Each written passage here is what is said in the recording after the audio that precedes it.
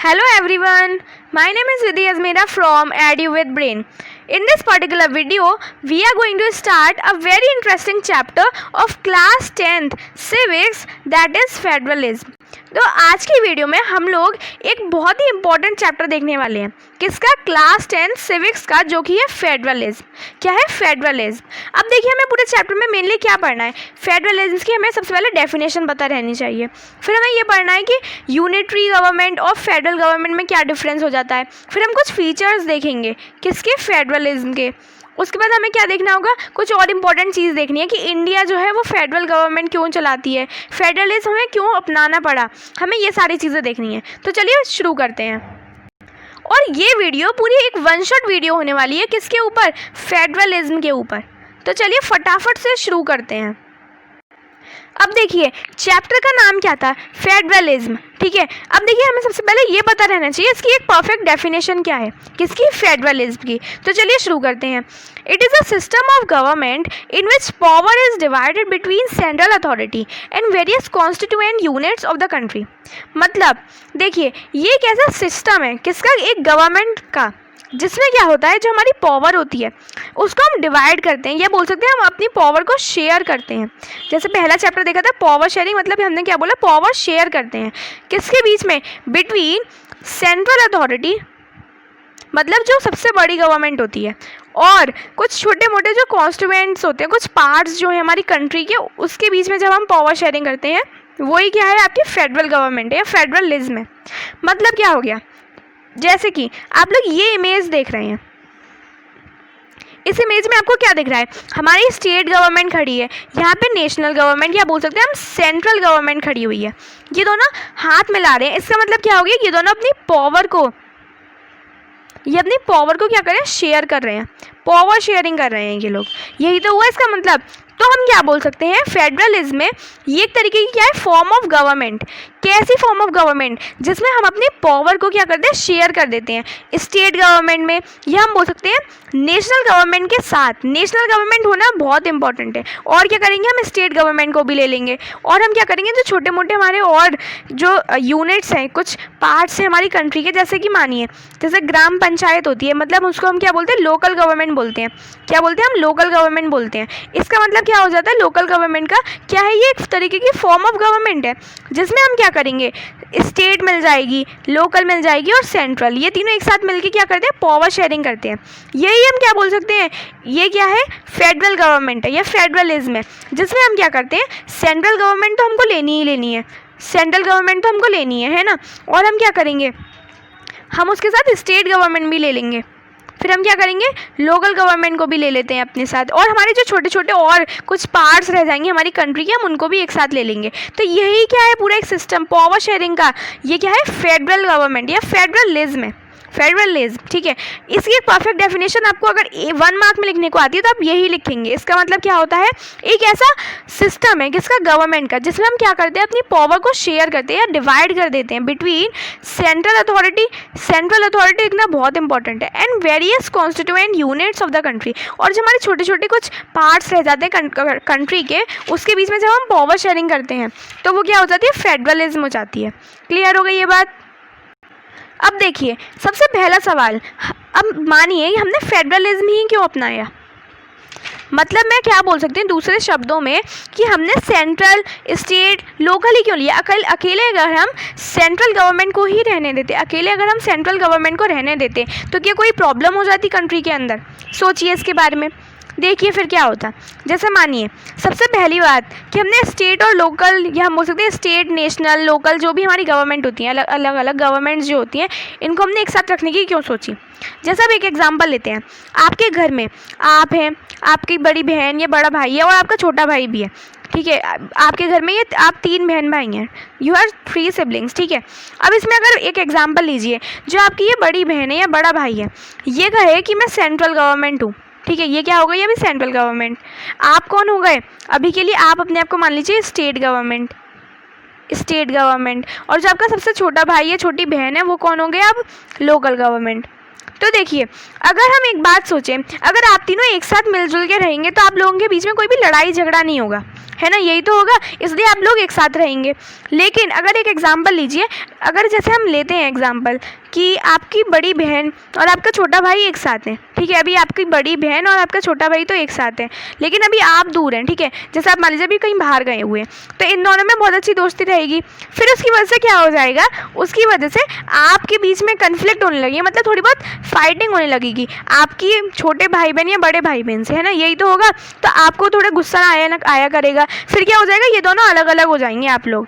इसकी वजह से हम क्या करते हैं, हम स्टेट को भी एक साथ रखते हैं, हम स्टेट गवर्नमेंट को भी एक साथ रखेंगे, हम अपनी सेंट्रल गवर्नमेंट को भी एक साथ रखेंगे और अपनी लोकल गवर्नमेंट को भी एक साथ रखेंगे। यही क्या हो जाता है, फेडरलिज्म हो जाता है। मतलब हमारी कंट्री की जो भी कुछ पावर है वो हम सबको इक्वल दे दें, ये बोल सकते हैं। लेकिन इक्वल देना कुछ अलग शब्द हो गया, मतलब हम क्या करें, पावर शेयर कर दें, कुछ हम पावर दे दें लोकल को क्योंकि अभी ये छोटी है, कुछ हम पावर दे दें सेंट्रल को, कुछ नहीं थोड़ी ज़्यादा क्योंकि ये अभी बड़ी है, और हम थोड़ी और लोकल से थोड़ी ज़्यादा और सेंट्रल से थोड़ी कम पावर दे दें किसको, स्टेट को, क्योंकि ये इन दोनों के बीच में आती है। मतलब मैंने एक और बात मैं आपको बताती हूँ, मैंने क्या बोला कि देखिए, यहाँ कंट्री की कौन है, सेंट्रल गवर्नमेंट, यहाँ पे कंट्री की स्टेट गवर्नमेंट, यहाँ पे लोकल गवर्नमेंट। हम सबसे छोटा मानते हैं लोकल को, उससे बड़ा हम स्टेट को, उससे भी बड़ा हम किसको मानते हैं, सेंट्रल गवर्नमेंट को। अगर हम पूरी पावर सेंट्रल को ही दे देंगे फिर क्या होगा, सेंट्रल गवर्नमेंट जो होगी वो अपनी मर्जी चलाने लगेगी, सेंट्रल गवर्नमेंट सिर्फ अपनी मर्जी चलाएगी, जिसकी वजह से क्या होगा, जो लोग हैं, ठीक है, हम जो ये डेमोक्रेसी चलाते हैं, हम ये सब पावर शेयरिंग वगैरह करते हैं, क्यों करते हैं कि हमारे जो लोग हैं उनको कोई भी परेशानी ना हो, यही तो हम करते हैं। इसलिए हमने फेडरलिज्म को भी अपना लिया। फेडरलिज्म को हमने क्यों अपनाया कि कोई भी लड़ाई झगड़ा ना हो, या फिर हमारे जो लोग हैं सब, पूरी इंडिया के लोग, पूरे देश के लोग, ये सब के बीच में कोई भी लड़ाई झगड़ा ना हो, यही तो हम चाहते हैं। इसलिए हम क्या करेंगे, सारी पावर सेंट्रल को ना देकर कुछ पावर हम स्टेट को भी देंगे, कुछ पावर देंगे, पूरी नहीं, कुछ पावर हम लोकल को भी दे देंगे, ठीक है, और हम थोड़ी ज़्यादा सी पावर सेंट्रल को दे देंगे। लेकिन हम पावर देंगे ज़रूर, थोड़ी देंगे चाहे ज़्यादा देंगे, उससे कोई मतलब नहीं, लेकिन हम पावर ज़रूर देंगे हर एक को। इसलिए हम क्या बोल सकते हैं, फेडरलिज्म होता है। मतलब हर एक हमारी जो फॉर्म ऑफ गवर्नमेंट है या सिस्टम है गवर्नमेंट का, उसको हम थोड़ी थोड़ी पावर दे दें, यही क्या हो जाता है, आपका फेडरलिज्म हो जाता है। अब देखिए, ये तो आपको समझ आ गया कि हमने अकेला सेंट्रल गवर्नमेंट क्यों नहीं लिया, क्योंकि फिर सेंट्रल गवर्नमेंट अपनी मर्जी चलाएगी तो उसके ऊपर कोई बोलने के लिए नहीं होगा। इसका मतलब आपको क्या समझ आया, अगर कोई गलत काम सेंट्रल गवर्नमेंट करती है तो स्टेट गवर्नमेंट ज़रूर उससे कुछ ना कुछ बोल सकती है, यही तो हम बोल सकते हैं, और लोकल भी उससे कुछ ना कुछ बोल सकती है। तो मतलब ये एक दूसरे पर सवाल कर सकते हैं अगर किसी ने कोई गलत काम किया है। जैसे कि अब जैसे सेंट्रल गवर्नमेंट होती है, हम वोट लेते हैं, हम वोट लेते क्यों हैं, क्योंकि जो अपोनेंट पार्टी होगी, ठीक है, जो अपोनेंट पार्टी होगी वो क्या करेगी, जो मेन हमारी जो अब पार्टी जो जीत गई है उसके लिए क्या करेगी, वो उसको अपोज करेगी, जिसकी वजह से जो भी उसको अपोज करेगा, जो अभी पार्टी खड़ी हो गई है, फिर उसकी वजह से क्या हो जाएगा, जो हमारी पार्टी खड़ी हुई है, अगर उसको कोई अभी अपोज कर रहा है, ठीक है, उसके बारे में बुरा भला कह रहा है, अगर उसने कोई गलत काम किया है, तो क्या होगा, जो पार्टी अभी खड़ी हुई है वो उस काम को सुधारने की कोशिश करेगी, जो उसने वर्क किया है उसको वो सही करने की कोशिश करेगी, यही तो होगा। इसलिए हम क्या करते हैं, वोट डालते हैं। ये भी आपको चीज़ पता होगी वैसे तो, वोट हम क्यों डालते हैं, जो अपोनेंट पार्टी होगी, वो जो सामने जीतने वाली पार्टी है, विनर पार्टी जो है, उसके ऊपर सवाल भी उठा सकती है, यही तो है। ये क्या है, एक गवर्नमेंट ही तो है, ये क्या है, डेमोक्रेसी है, ये आपको चीज़ पता है ना। जो अब यहाँ पे अपोज करने वाली पार्टी होगी, यहाँ अपोज वाली पार्टी है जैसे कि, और यहाँ पे ये विनर पार्टी है, तो क्या होगा, अगर विनर पार्टी कुछ गलत काम करती है तो अपोज वाली पार्टी उसको सही करने के लिए या फिर उसने जो गलती करी है उसको सुधारने के लिए कहेगी, उसके बारे में थोड़ा बहुत बुरा भला कहेगी, जिसकी वजह से क्या होगा, जो यहाँ पे विनर पार्टी है वो अच्छा काम करने की कोशिश करेगी, यही तो होता है। ऐसे ही फेडरलिज्म में केस है, अगर सेंट्रल गवर्नमेंट कुछ गलत काम करेगी तो स्टेट भी उस पर कुछ ना कुछ बोल सकती है, और अगर स्टेट ने कुछ गलत काम करा तो सेंट्रल गवर्नमेंट भी बोल सकती है। सबके पास पावर ऊपर नीचे हो सकती है, लेकिन एक दूसरे पर सवाल कोई भी उठा सकता है, ये है इसका मतलब। अब हम चलिए आगे देखते हैं, आपको ये चीज़ अच्छे से समझ आ गई होगी, तो चलिए आगे देखते हैं। अब देखिए, अब हम देखते हैं फेडरल गवर्नमेंट और यूनिटरी गवर्नमेंट में क्या डिफरेंस है, जो चीज़ मैंने आपको पीछे बताई। मतलब हमने ये दो सिस्टम, मतलब हमने ऐसे ये दो लेवल वाले गवर्नमेंट क्यों लिए, मतलब जिसमें सेंट्रल भी होगी, स्टेट, लोकल, ये सारी गवर्नमेंट चलती रहेंगी। या फिर हम ये भी बोल सकते हैं हमने अकेली एक सेंट्रल गवर्नमेंट क्यों नहीं ली, यही चीज़ मैंने आपको पीछे बताई थी। अब हम इसको और अच्छे से समझते हैं। अब देखिए, फेडरल गवर्नमेंट हमने क्यों ली, क्यों अपनाई हमने फेडरल गवर्नमेंट, इसलिए सबसे पहला पॉइंट, जो फेडरल गवर्नमेंट होती है इसकी 2 लेवल हो जाती हैं। अब जैसे हम अगर बोलें तो 3 लेवल हैं, लोकल, स्टेट और सेंट्रल। अभी हम बात करेंगे इसकी 2 लेवल होती हैं, कौन सी, एक सेंट्रल गवर्नमेंट और एक स्टेट गवर्नमेंट, यही तो है। फिर यूनिटरी में क्या होता है, जो मतलब एक अकेली, यूनिटरी का मतलब क्या होता है, यूनिटरी का मतलब हो जाता है only one form of government, ठीक है। अब देखिए इसका पहला पॉइंट क्या कहता है, इसका पहला पॉइंट ये बोलता है it has only one level of government, central या हम बोल सकते हैं नेशनल। इसमें सिर्फ एक ही गवर्नमेंट होगी, ठीक है, इसमें सिर्फ एक है। इसमें कितनी है, 2 या 2 से ज़्यादा बोल सकते हैं। फिर दूसरा पॉइंट देखते हैं, political power shared by 2 level of government, मतलब दोनों लेवल में कोई ना कोई छोटी मोटी पावर जरूर शेयर होगी। लेकिन यूनिटरी गवर्नमेंट में क्या होगा, अकेली यूनिटरी गवर्नमेंट में क्या होगा, सेंट्रल गवर्नमेंट जो है उसी के पास पूरी पावर रहेगी। अब जिसके पास पावर्स पूरी अकेले की है, इसको कोई और कुछ बोल भी नहीं सकता। फिर क्या होगा, ये थोड़ी अपनी मनमानी करने लगेगी, ये भी तो हो सकता है। इसलिए हमने क्यों अपनाया है फेडरल गवर्नमेंट, इसका दूसरा मोस्ट इंपॉर्टेंट पॉइंट बन सकता है। फिर अगला पॉइंट क्या है, ये इतना इंपॉर्टेंट नहीं है लेकिन आपको पता रहना चाहिए, the constitution is rigid and codified. अब कॉन्स्टिट्यूशन, रिजिड एंड कोडिफाइड, इस इन सब वर्ड्स का मतलब क्या है, या फिर इसमें जो यूनिटरी में आपको दे रखा है, यूनिटरी में जो भी आपको दे रखा है इसका मतलब क्या है कि कॉन्स्टिट्यूशन इज फ्लेक्सिबल और अनकोडिफाइड, इसका मतलब क्या है। अब देखिए जो हमारा कॉन्स्टिट्यूशन है वो रिजिड रहेगा, मतलब रिजिड का मतलब क्या होता है, हार्ड। मतलब जैसे मानिए सेंट्रल ने अगर कुछ गलत काम कर दिया ना तो स्टेट उस पर कुछ ना कुछ बोल तो सकती है, या मानिए स्टेट ने कुछ गलत काम करा है तो सेंट्रल भी बोल सकती है।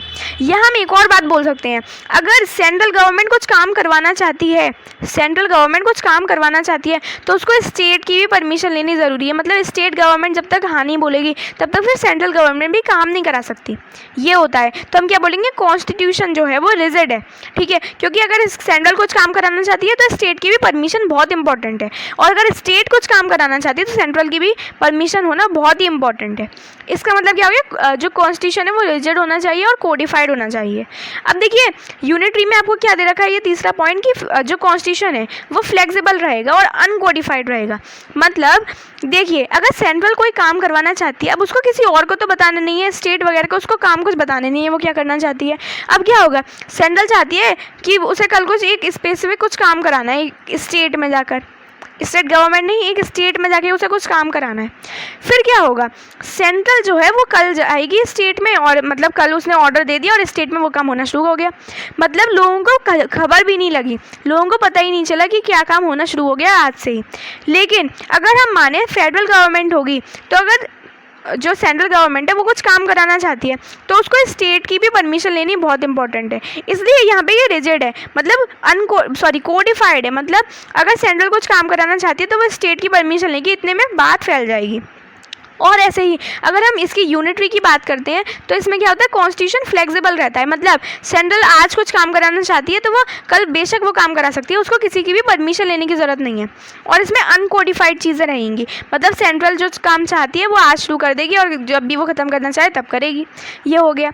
अब उसके बाद आपको क्या दे रखा है, लास्ट इसमें पॉइंट है 2 different type of law, central and state law. अब इसमें आपको लॉ भी 2 तरीके की होती हैं, स्टेट लॉ अलग हो गई, सेंट्रल जो लॉ है वो अलग हो गई, 2 तरीके की लॉ होती हैं। और इसमें सिर्फ एक ही लॉ होती है पूरी कंट्री की, किसके ऊपर बेस्ड रहती है, वो सिर्फ सेंट्रल गवर्नमेंट के ऊपर। ये होता है यूनिटरी और फेडरल गवर्नमेंट के बीच में डिफरेंस। आई होप आपको ये चीज़ भी क्लियर हो गई होगी। यूनिटरी में हमने क्या देखा, सिर्फ एक ही गवर्नमेंट रहेगी जिसकी वजह से थोड़ी बहुत दिक्कतें आएंगी। लेकिन फेडरल गवर्नमेंट में क्या होगा, 2 से ज़्यादा भी गवर्नमेंट होंगी जिसकी वजह से थोड़ी प्रॉब्लम्स जो है वो कम क्रिएट होंगी, और हर एक चीज़ जो है, हर एक बात खुली हुई रहेगी। मतलब लोगों तक कोई भी सीक्रेट नहीं रहेगा। सीक्रेट जो है किसके अंदर, फेडरल गवर्नमेंट के अंदर बिल्कुल भी नहीं रहेगा, फॉर द पीपल्स। ओके, चलिए आगे देखते हैं। तो चलिए अब हम लोग देखते हैं फीचर्स ऑफ फेडरलिज्म, मतलब कुछ फीचर्स क्या हैं किसके, फेडरलिज्म के। चलिए देखते हैं। अब इसमें आपको क्या दे रखा है, सबसे पहला पॉइंट, हैज़ 2 और मोर लेवल्स ऑफ गवर्नमेंट। अब जैसे कि हमें पता है 2 या 2 से ज़्यादा लेवल होती हैं किसकी, गवर्नमेंट की। 2 या 2 से ज़्यादा लेवल रहती हैं गवर्नमेंट की, मतलब central then state then local, ये सब रहती हैं इसकी क्या, लेवल्स किसकी, फेडरल गवर्नमेंट की। अब और क्या दे रखा है अगला point, each level has its own power और ज्यूरिसडिक्शन। मतलब हर एक लेवल की, मतलब जैसे central then state then local, हमें अभी इतनी जानते हैं, तो हर एक की अपनी सेपरेट कोई ना कोई क्या होगी, पावर होगी। इसकी कुछ अलग पावर है, इसकी कुछ और अलग पावर है, इसकी कुछ और अलग पावर है। सेम पावर नहीं बोलेंगे हम, ये बहुत बड़ी गलती होगी। लोकल की कुछ अलग पावर हो गई, स्टेट की कुछ अलग पावर हो गई, सेंट्रल की कुछ और अलग पावर हो गई, लेकिन पावर हर एक के पास ज़रूर होगी। ये मेरा कहने का मतलब है, पावर तो होनी मोस्ट इंपॉर्टेंट है, पावर हर एक के पास ज़रूर रहेगी। ये चीज़ क्लियर हो गई। चलिए अब हम देखते हैं इसका थर्ड पॉइंट। थर्ड पॉइंट क्या है? देखिए सेकंड और फर्स्ट आपको अच्छे से समझ आ गया है क्या था इसमें। हमने ये देख लिया इसकी 2 लेवल होती हैं, उसके बाद हमने देखा हर एक लेवल के पास अपनी अपनी पावर होती है। उसके बाद हमें क्या देखना है? Third point, jurisdiction is specified by the constitution. मतलब जो हमारी पावर है, जो पूरी पावर होगी वो डिसाइड कौन करेगा? सेंट्रल गवर्नमेंट भी डिसाइड नहीं करेगी, स्टेट भी डिसाइड नहीं करेगी, ना ही लोकल डिसाइड करेगी। मतलब क्या हो गया, ये जो पूरा जो पावर होगी किसकी? सेंट्रल की, स्टेट की, लोकल की, ये कौन डिसाइड करेगा? कॉन्स्टिट्यूशन डिसाइड करेगा। अब देखिए कॉन्स्टिट्यूशन क्या होता है? सबसे पहला सवाल, कॉन्स्टिट्यूशन होता क्या है? हम कॉन्स्टिट्यूशन को बोल सकते हैं ये एक तरीके के रूल्स एंड रेगुलेशन, बहुत सारे रूल्स होते हैं। कॉन्स्टिट्यूशन का हम दूसरा नाम बोल सकते हैं, बहुत सारे रूल्स हैं। एक कोई भी गवर्नमेंट को चलाने के अलग अलग जो रूल्स होते हैं वो क्या है? कॉन्स्टिट्यूशन है। वो एक तरीके का अलग अलग जो रूल्स हैं किसको? एक गवर्नमेंट को चलाने के लिए, वो क्या है? कॉन्स्टिट्यूशन है। ये चीज़ पता चल गई। अब देखिए, and there is constitutional guarantee of authority. मतलब देखिए कॉन्स्टिट्यूशन के बेसिस पर ही हर एक को पावर दी जाएगी। ठीक है, कॉन्स्टिट्यूशन जो कहेगा तभी एक स्टेट को पावर दी जाएगी, तभी एक लोकल को पावर दी जाएगी, तभी एक सेंट्रल को पावर दी जाएगी। ये है मतलब। ठीक है, अब देखिए डिसाइड कौन करता है पावर देना किसी भी सेंट्रल, स्टेट और लोकल को? कॉन्स्टिट्यूशन करता है। और उसमें हर एक तरीके की कॉन्स्टिट्यूशन गारंटी रहती है अथॉरिटी के ऊपर। मतलब ये इतना कुछ नहीं है इंपॉर्टेंट, मतलब आपको इतना याद रखना है कि कॉन्स्टिट्यूशन ही पावर डिसाइड करता है between the central, state, local, जितनी भी हमारी और फॉर्म ऑफ गवर्नमेंट है। ठीक है, आगे देखते हैं इसका fourth point. Constitutional provisions can be changed only with the consent of both level. अब देखिए जैसे आप लोग सोच रहे होंगे सेंट्रल है तो वो स्टेट के ऊपर पूरा राज करेगी, ऐसे बिल्कुल भी नहीं होता फेडरलिज्म में। ठीक है, ऐसा बिल्कुल भी नहीं होता। अगर सेंट्रल ने कुछ गलत काम किया है ना तो स्टेट गवर्नमेंट भी बोल सकती है। यही ये वाला पॉइंट बोलता है क्या कि जो हमारी कॉन्स्टिट्यूशन में ये जो रूल्स बनाए गए हैं उसमें क्या दे रखा है कि अगर हम बोलें कि सेंट्रल बड़ी हो गई, स्टेट बड़ी हो गई, कौन बड़ी हो गई? तो बड़ी इसमें से हम बोलेंगे सेंट्रल बड़ी, देन स्टेट बड़ी, देन लोकल बड़ी। ये होता है इसमें, ये होता है। लेकिन अगर हम बात करें कि पावर किसके पास ज़्यादा रहेगी तो वो यही है, सेंट्रल, स्टेट और लोकल। लेकिन अगर सेंट्रल ने कुछ गलत काम किया है ना तो स्टेट भी बोल सकती है, लोकल भी बोल सकती है। लोकल ने कुछ गलत काम किया तो लोकल ने अगर कुछ गलत काम किया है तो सेंट्रल भी बोलेगी और स्टेट भी बोलेगी, और स्टेट ने अगर कुछ गलत काम किया है तो सेंट्रल भी बोलेगी और लोकल भी बोलेगी। ये चलता है, हर एक के पास अपना अपना राइट है कंसेंट देने का, अपनी अपनी जो मन में इच्छा है उसको बोलने का। अगला पॉइंट देखते हैं। Court interprets the constitution and powers of different level of government.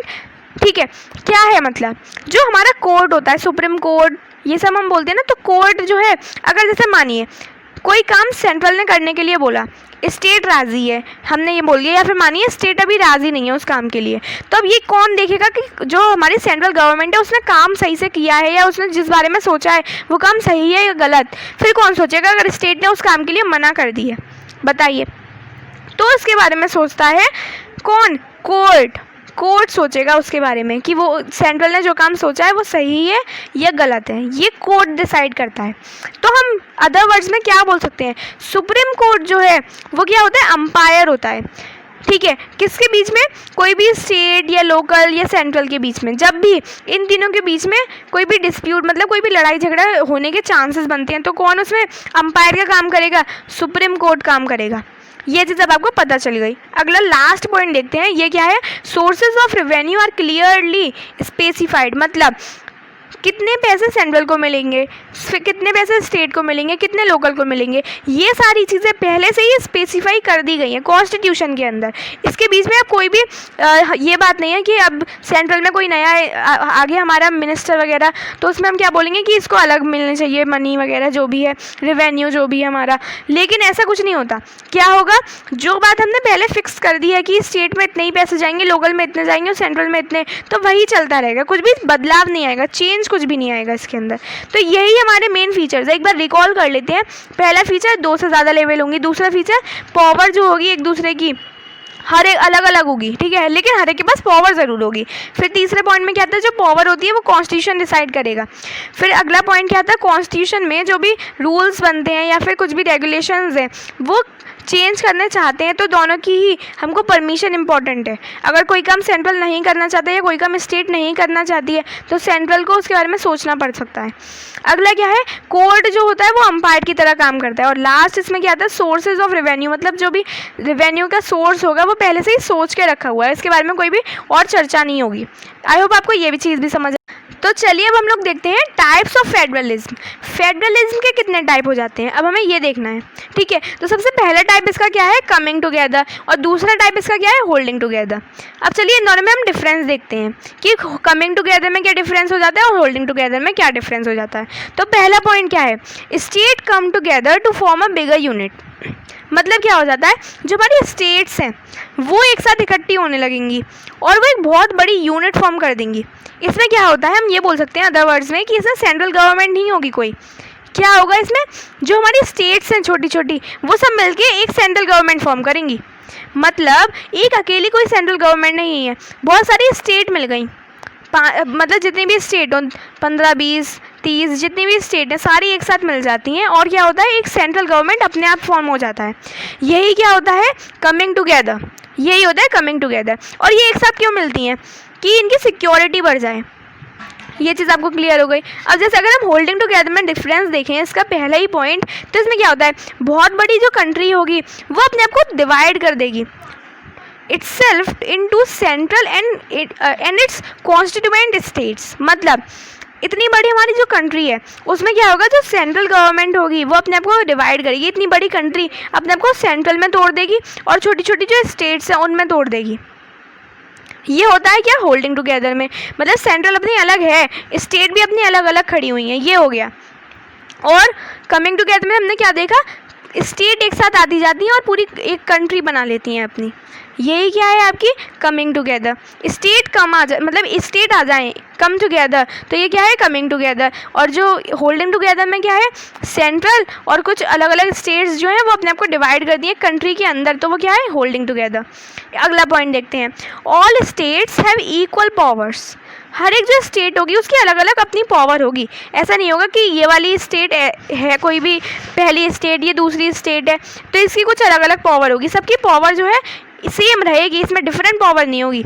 लेकिन इसमें क्या हो जाता है, होल्डिंग टुगेदर में जो सेंट्रल गवर्नमेंट है उसकी पावर बहुत ज़्यादा होती है स्टेट या और छोटी छोटी गवर्नमेंट को देखते हुए, ठीक है। ये चीज़ क्लियर हो गई। अब इसमें थर्ड पॉइंट क्या है, every state pool it's sovereignty without the involvement of the central government.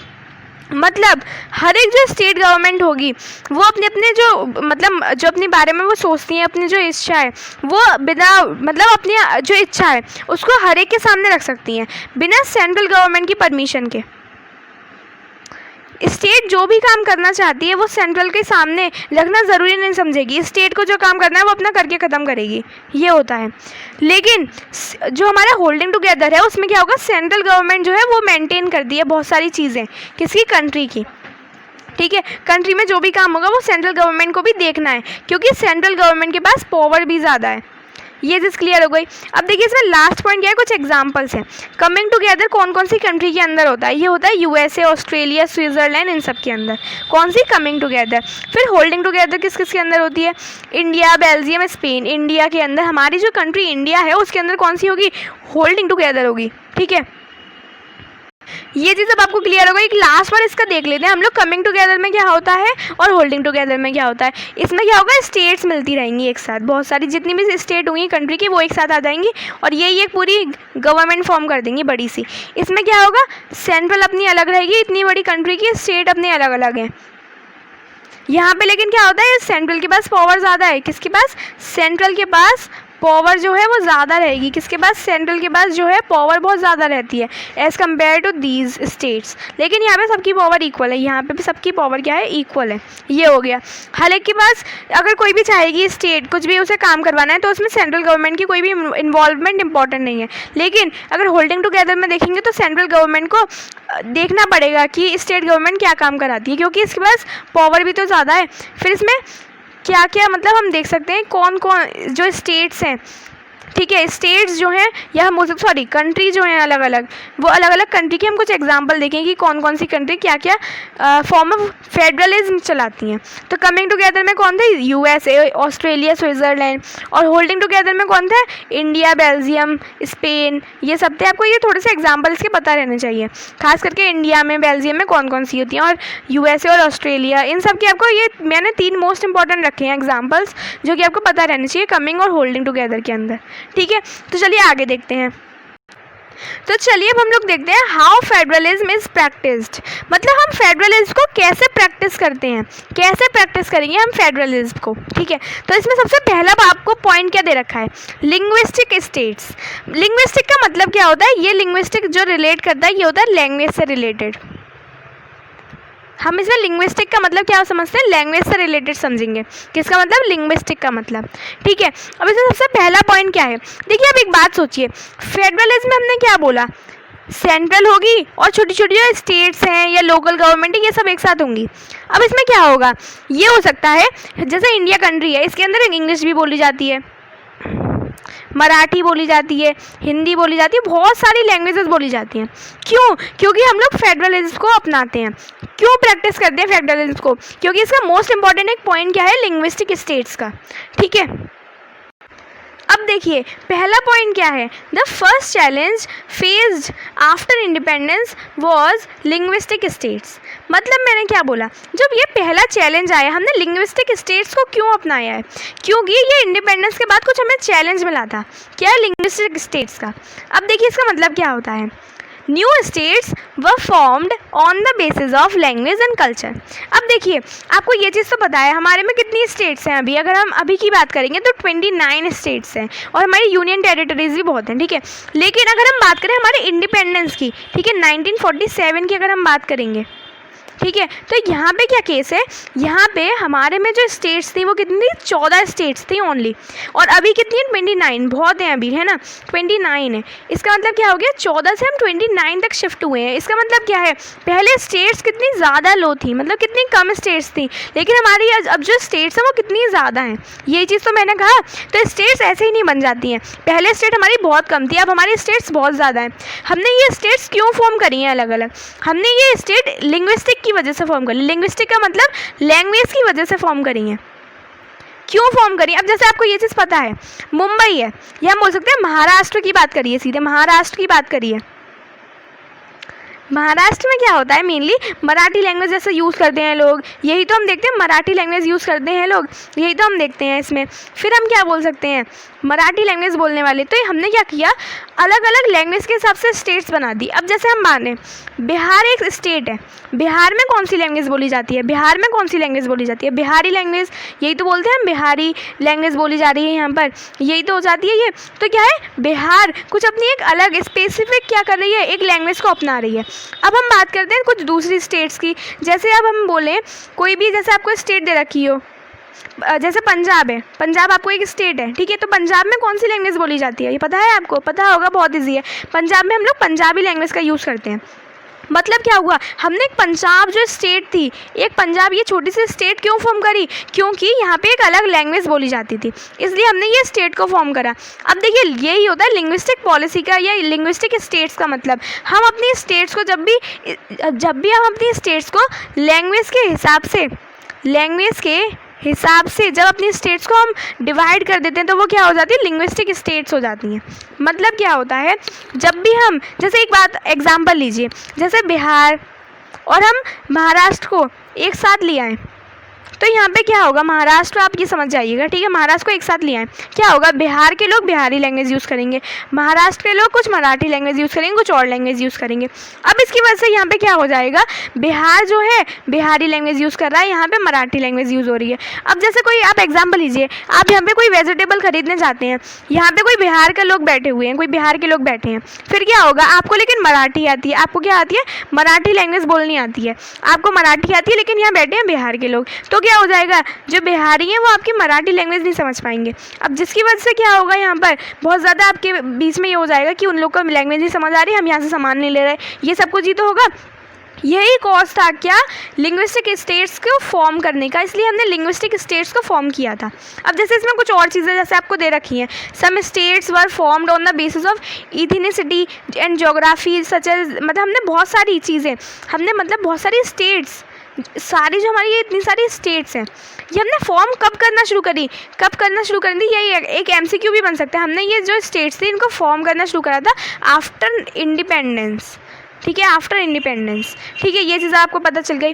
अब जैसे स्टेट्स पहले कितनी थी, ओनली 14 स्टेट्स थी, अब कितनी है 29। ये क्यों है 29 स्टेट्स, क्योंकि हमें इसमें इथनिसिटी देखनी है, मतलब लोगों की देखनी है कि लोग क्या चाहते हैं, ठीक है, लोगों की हमें देखना है लोग कौन सी लैंग्वेज का यूज़ कर रहे हैं, कौन सी लैंग्वेज का यूज़ कर रहे हैं, ठीक है, इसलिए हमने क्या बनाई है, लिंग्विस्टिक स्टेट्स बनाई हैं, कौन सी वो लोग लैंग्वेज का यूज़ कर रहे हैं, है ना, लैंग्वेज का यूज़ कर रहे हैं, हमें ये देखना है।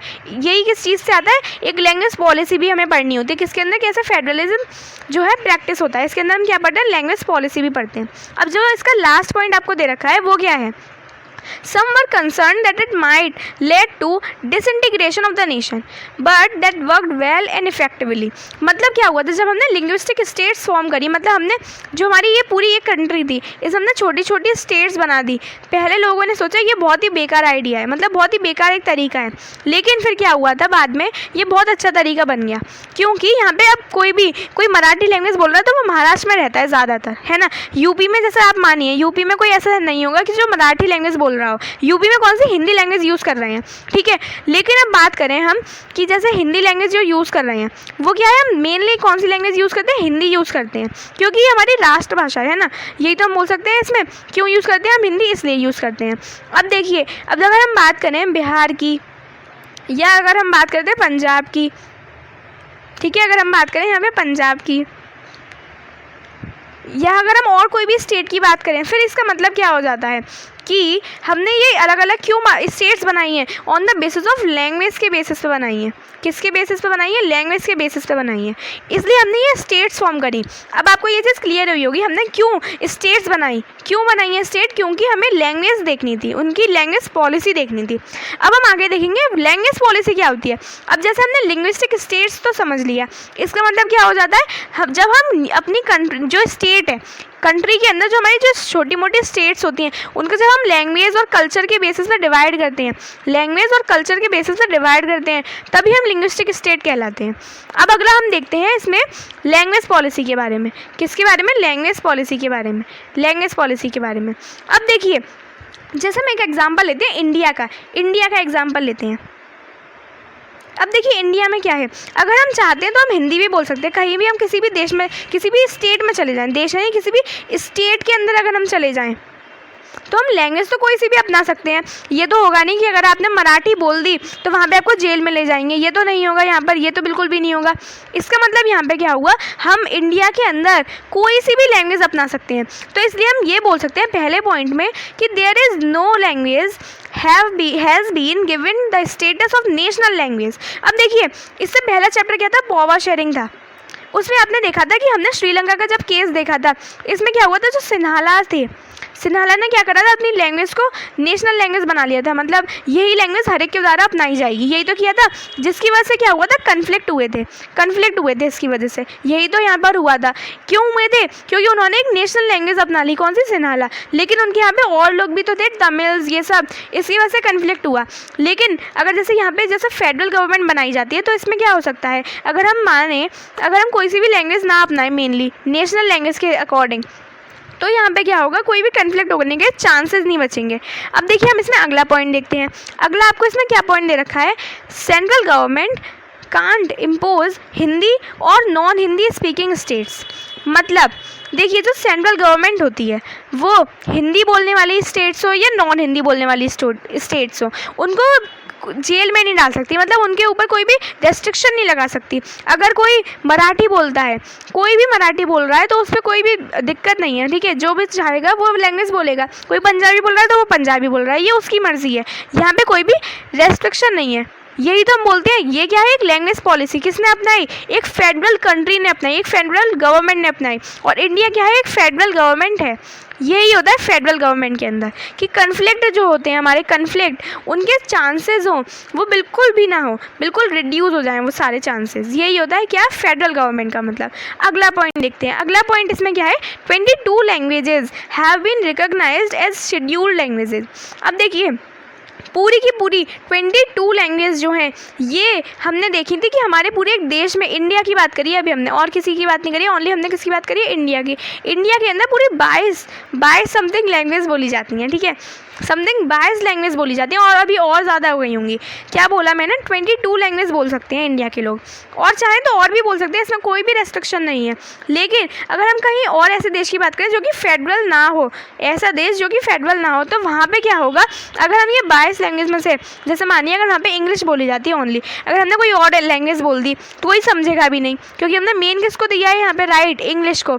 इसलिए हर एक को क्या करना पड़ेगा, इंग्लिश लैंग्वेज सीखनी पड़ेगी, यही तो हो गया। लेकिन अगर हम इंडिया जैसे देश की बात करेंगे तो वहाँ पे क्या 22 लैंग्वेजेस ऐसी हैं जो यूज़ करते हैं लोग अपनी डेली लाइफ में, बोल रही हूँ मैं, मतलब पूरे एक इंडिया के अंदर 22 लैंग्वेजेस बोली जाती हैं कि हर एक स्टेट के अंदर, ठीक है, ये बोलना चाह रही हूँ मैं, 22 लैंग्वेजेस। और किसी के भी ऊपर कोई भी रेस्ट्रिक्शन नहीं होगा, है ना, कोई भी रेस्ट्रिक्शन नहीं है, कोई भी जो भी लैंग्वेज बोलना चाहता है वो बोल सकता है, ठीक है, कोई भी लैंग्वेज कुछ भी बोल सकता है, ये हो गया इसका मतलब। अब इसमें अगला पॉइंट क्या दे रखा है, centre agrees to use English along with Hindi by this flexibility is show. मतलब क्या हो गया, अब देखिए मेनली आप एक एग्जांपल लीजिए, आपके स्कूल में इंग्लिश क्यों सिखाई जाती है, इंग्लिश सिखाई क्यों जाती है, क्योंकि सेंट्रल जो गवर्नमेंट थी उसने ये बोला था कि इंग्लिश अलॉन्ग विद हिंदी हम यूज़ करें तो ये बहुत अच्छी बात है। अब हम हिंदी प्लस इंग्लिश सब्जेक्ट क्यों पढ़ते हैं, मेनली इसलिए पढ़ते हैं क्योंकि ऐसा सेंट्रल गवर्नमेंट ने हमसे कहा था। ये होता है इस पॉइंट के अंदर, मतलब हमें इंग्लिश लैंग्वेज सीखना क्यों इंपॉर्टेंट है, इसलिए ये देखिए, अगर आप इंडिया कंट्री में रहते हैं तो इंग्लिश बोलना इतना इंपॉर्टेंट नहीं होता।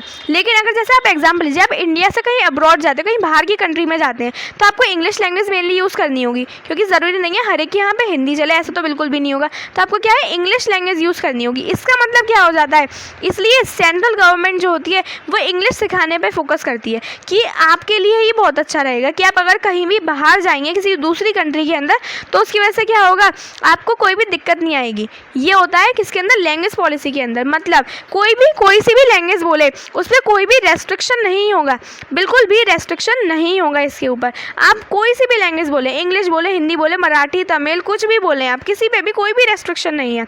बस आपको इंग्लिश लैंग्वेज क्यों सिखाई जाती है, क्योंकि अगर आप किसी बाहर की कंट्री में जाएंगे तो आपको मेनली इंग्लिश लैंग्वेज पर फोकस किया जाता है, इसलिए इंग्लिश इसलिए सिखाई जाती है आपको स्कूल्स में, इसलिए आपको इंग्लिश लैंग्वेज सीखनी भी बहुत अच्छे से चाहिए, ठीक है। अब चलिए आगे देखते हैं। अब देखिए, अब हमारा इसमें अगला क्या है टॉपिक, ये है what has made India a federal country. India को एक फेडरल कंट्री कैसे बन सकती है, इंडिया एक फेडरल कंट्री है तो है कैसे, ये क्वेश्चन मार्क है, तो मतलब क्यों इंडिया एक फेडरल कंट्री है, ठीक है, ये सबसे पहला सवाल। अब इसमें कुछ पॉइंट हैं, ऐसा आपके लिए एक क्वेश्चन भी बन के आ सकता है, अप टू 3 मार्क्स का क्वेश्चन बन के आ सकता है, इसलिए आपको ये बहुत इंपॉर्टेंट है ये वाला टॉपिक भी। अब इसमें क्या बोला है, इंडिया एक फेडरल कंट्री है तो है कैसे। अब इसमें पहला पॉइंट क्या है, constitution has declared India as a union of states. मतलब देखिए, यूनियन का मतलब क्या हो जाता है, यूनियन का मतलब हो जाता है कलेक्शन, क्या, कलेक्शन, ठीक है, कलेक्शन होता है यूनियन का मतलब, यही तो हो जाता है।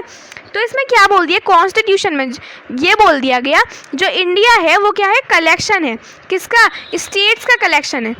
अलग अलग हमारे में इंडिया में कितनी सारी स्टेट्स हैं, तो उन सबका कलेक्शन क्या है, इंडिया एक कलेक्शन है, क्या है, इंडिया एक कलेक्शन है, यही तो इस पॉइंट में बोला गया है। तो हमने क्या बोल दिया, इंडिया फेडरल कंट्री कैसे है, क्योंकि इंडिया क्या है, यूनियन है स्टेट्स का, क्या है, कलेक्शन ऑफ स्टेट्स। अब अगला पॉइंट इसमें क्या दे रखा है, कलेक्शन, आपको ये पता चल गया। अगला पॉइंट पढ़ते हैं, 3 tyre federalism, union, state and panchayat. अब देखिए, मैं आपको स्टार्टिंग से, जब मैंने फेडरलिज्म चैप्टर शुरू करा था, स्टार्टिंग से ही मैंने आपको बताया था कि जो इंडिया है उसमें सेंट्रल गवर्नमेंट होगी, इंडिया के अंदर सेंट्रल गवर्नमेंट होगी, ठीक है, फिर क्या होगी, स्टेट गवर्नमेंट होगी, उसके बाद क्या होगी, लोकल गवर्नमेंट होगी। तो ये क्या हो गया, 3 टायर, मतलब 3 अलग अलग टाइप हो गए किसके, गवर्नमेंट के।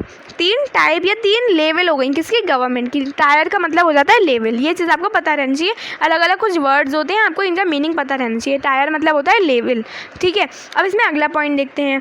अगला पॉइंट आपको क्या दे रखा है, क्या दे रखा है इसमें, 3-fold distribution of legislative powers under union list, state list and concurrent list. अब देखिए, इससे आपका एक बहुत इंपॉर्टेंट टॉपिक बनता है, क्या, कंकरेंट लिस्ट क्या हो जाएंगी, यूनियन लिस्ट और स्टेट लिस्ट। ये टॉपिक आप प्लीज़ अभी के लिए ज़रा रखिए, और ये इंपॉर्टेंट टॉपिक है, और इसके लिए मैं आपको एक अलग से स्लाइड दूंगी, उसमें आपको ये समझ आएगा। अभी आप इसको बिल्कुल मत समझिए, उसको मैं आपको समझाऊंगी अभी, ठीक है। अब इसमें हम अगला इसमें पॉइंट देख लेते हैं। अगला आपको इसमें पॉइंट क्या है, या फिर हम थर्ड को एक बार अच्छे से समझने की कोशिश करते हैं, थोड़ा सा आइडिया लेते हैं।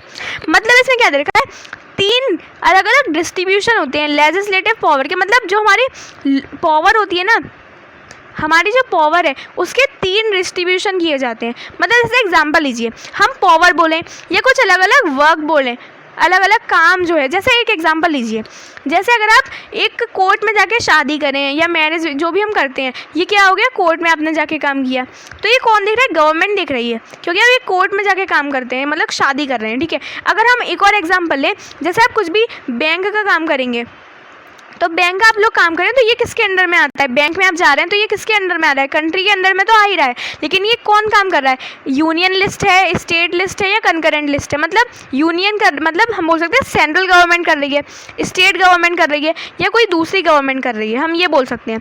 अब जैसे और बहुत सारे काम होते हैं पूरी एक कंट्री के अंदर, वो कौन करता है। अब इसका हम ये इसका बहुत इंपॉर्टेंट टॉपिक हो जाता है ये, इसलिए हम इसको एक और स्लाइड में समझेंगे। अब इसमें हम 4th पॉइंट देख लेते हैं, ठीक है, 4th पॉइंट देख लेते हैं।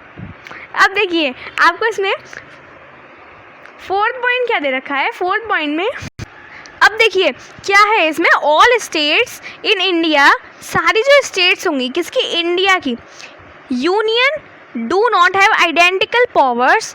ये देखिए, हम एक और बार देखते हैं, all states in the Indian union, मतलब इंडिया के अंदर जो सारी स्टेट्स हैं उनके पास सेम पावर नहीं होगी। देखिए, जब हमने पढ़ा था, क्या पढ़ा था हमने, जब हमने ये पढ़ा था कि कमिंग टुगेदर में क्या होता है और होल्डिंग टुगेदर, इन सब में क्या होता है, हमने ये चीज़ इसमें डिफरेंस पढ़ा था। तो इंडिया क्या करती है, होल्डिंग टुगेदर करती है। फिर इसमें हमने क्या देखा था, कमिंग टुगेदर में जो स्टेट्स होती हैं उनकी पावर तो इक्वल रहती है, यही तो हमने देखा था। लेकिन जब अब इंडिया होल्डिंग टुगेदर करिए, हम बात किस करें, इंडिया की, तो इसमें क्या हो रहा है, होल्डिंग टुगेदर में ये हो रहा है कि यहाँ पर सेंट्रल के पास ज़्यादा पावर है और स्टेट के पास इक्वल पावर नहीं है, ये इसमें बोला गया है। तो 4th पॉइंट में क्या है, सारी स्टेट के पास इक्वल पावर नहीं होती है। अब जैसे हम एग्जांपल लें, किसका एग्जांपल लें, इक्वल पावर नहीं होती है ना। अब हम पहले एग्जांपल लेते हैं, किसका, इसका देते हैं। जैसे हमने जो 4th पॉइंट पढ़ा है, इसमें क्या है, इंडिया जो है उसके पास पूरी सेम पावर नहीं होगी, किसके पास, स्टेट्स के पास। इसमें जैसे एग्जांपल देखा है यूनियन टेरिटरी। अब जैसे आपने पढ़ी होंगी यूनियन टेरिटरी के बारे में, है ना, तो देखिए यूनियन टेरिटरी के अंदर जैसे दिल्ली आती है, ठीक है, तो दिल्ली के अंदर क्या हो जाता है, ये होता है कि जो दिल्ली है उसके पास अपनी अलग अलग कुछ पावर है, ठीक है। अब जैसे अगर इसको हम कंपेयर करें किसके साथ, यूपी स्टेट के साथ, क्या बोला मैंने, यूपी स्टेट के साथ, और दिल्ली यूनियन टेरिटरी के साथ। यूपी क्या होगा, ये क्या है, आपकी स्टेट है, और जो ये दिल्ली है ये क्या है, एक यूनियन टेरिटरी है। इसमें क्या हो जाता है, पावर का बहुत ही ज़्यादा क्या है, डिफरेंस है किसका, पावर का। यही इसका मतलब होता है, यूपी एक स्टेट, दिल्ली भी क्या है, एक स्टेट ही तो है, हम ये भी बोल सकते हैं, लेकिन इसको दर्जा किस चीज़ का दे दिया गया, दिल्ली को इसका दर्जा दे दिया गया यूनियन टेरिटरी का, ठीक है, यूनियन टेरिटरी का। ये चीज़ आपको क्लियर हो गई होगी। बस एक बार पढ़ लेते हैं, इंडिया जो पूरी स्टेट है उसके पास सारी जो इसकी स्टेट्स होंगी उनके पास इक्वल पावर नहीं रहती। जैसे अगर हम एग्जाम्पल है यूनियन टेरिटरी का, यूनियन जो हमारी टेरिटरी होती है इन सबकी कुछ अलग पावर होती है, डिफरेंट पावर होती है इन सब के पास, है ना। अब इसमें हम फटाफट से अगले पॉइंट पे मूव करते हैं। अब इसमें 5th पॉइंट आपको क्या दे रखा है, अब इसमें आपको 5th पॉइंट दे रखा है कि changes in power sharing has to be passed by 2/3 or majority in the parliament। जो चेंजेस होते हैं किसमें, पावर शेयरिंग है। अब देखिए हम पावर शेयर करते हैं, ये तो मोस्ट इंपॉर्टेंट है, बिना पावर शेयरिंग के हम फेडरल कंट्री भी नहीं बन सकते। अब इसमें आपको क्या दे रखा है कि जो चेंजेस होते हैं पावर शेयरिंग के अंदर उनको हमें पास करना होगा by 2/3 majority in the parliament. अब देखिए पार्लियामेंट है, ठीक है, पार्लियामेंट है, इसमें क्या होगा आपकी, जैसे मान लीजिए पूरी 100% लोग हों इसमें, मतलब इसमें 100 लोग हैं, जैसे हम एग्जांपल ले रहे हैं, 100 लोग होते नहीं हैं, आपको ये नहीं मानना है, इसके अंदर पार्लियामेंट के अंदर हम एग्जांपल लें तो 100 लोग हैं। अब इसमें क्या बोला, इन 100 लोग में से 2/3 ऐसे लोग होने चाहिए, 2/3 लोग ऐसे होने चाहिए, मतलब 100 में से 2/3 ऐसे लोग होने चाहिए जिनका कुछ अलग अपना मोटिव हो, तभी वो लॉ जो है वो पास हो सकती है। जैसे हम एक एग्जांपल लें, एक जैसे लॉ बनाई जा रही है, अभी अभी एक लॉ बन रही है पार्लियामेंट के अंदर, बात चल रही है लॉ के बारे में। अब क्या है, पार्लियामेंट में 100 लोग बैठे हुए हैं, उन 100 लोग में से 2/3 लोग हैं उस चीज़ के लिए राज़ी, बिल्कुल ये मानते हैं हाँ ये लॉ पास होनी ही चाहिए। तो अब क्या हो जाएगा, इन 100 में से 2/3 लोग तो मान गए, तो इसका मतलब क्या है, ये लॉ जो हमारी होगी ये पास हो सकती है। अगर हम एक और एग्जांपल लें, एक और लॉ बनती है, इसके अंदर क्या होता है, 100 लोग अभी भी पार्लियामेंट के अंदर बैठे हुए हैं, अगर इसमें से ओनली 1/3 पॉपुलेशन या फिर 1/3 लोग जो हैं 100 में से अगर ये बैठे हुए हैं, तो जो लॉ है हमारी वो पास नहीं होगी। सिर्फ कितनी होनी चाहिए, 2/3 या उससे ज़्यादा, 2/3 और प्लस हो सकती है, 2/3 से कम नहीं होनी चाहिए। ये इंपॉर्टेंट पॉइंट है, आपको ये चीज़ याद रहनी चाहिए। ये एक MCQ भी बन सकता है कि कितनी पॉपुलेशन चाहिए एक लॉ को पास करने के लिए पार्लियामेंट के अंदर, 2/3 पॉपुलेशन होनी चाहिए। अब इसका हम लास्ट पॉइंट देखते हैं, in case of any dispute regarding the division of power the apex court will be take decision. मतलब स्टेट गवर्नमेंट है, ठीक है, और लोकल गवर्नमेंट है, फिर क्या है आपकी सेंट्रल गवर्नमेंट भी है ना, 3 गवर्नमेंट हो गई आपकी, 3 टायर आपने पढ़ी लिए इंडिया के अंदर, कैसे फेडरल कंट्री है वो इंडिया है ना, हमने 3 ये देख लिए। उसमें क्या होगा, अगर लोकल गवर्नमेंट कुछ चाहती है एक काम करवाना, उसने चाहा कुछ एक काम करवाना, स्टेट जो है वो उसके लिए राज़ी नहीं है, सेंट्रल जो है वो उसके लिए राज़ी है। अब क्या हो रहा है, ये तो दोनों काम कराना चाहते हैं, लेकिन स्टेट अभी राज़ी नहीं है इस काम के लिए, फिर क्या होगा, लड़ाई झगड़े के चांसेस बनने लगे ना, यहाँ पर क्या है, डिस्प्यूट होने के चांसेस, कन्फ्लिक्ट के चांसेस बनने लगते हैं, फाइटिंग के चांसेस बनने लगते हैं। अब क्या होगा, अब इसके बीच में डिसीजन कौन लेता है, जो मेन इन तीनों के बीच में डिसीजन लेगा, वो डिसीजन लेगा कौन, तो वो डिसीजन लेता है, जैसे हमने देखा था किसमें, जब हम कुछ फीचर्स पढ़ रहे थे तो उसमें हमने क्या देखा था, कोर्ट जो होता है वो अंपायर की तरह काम करता है।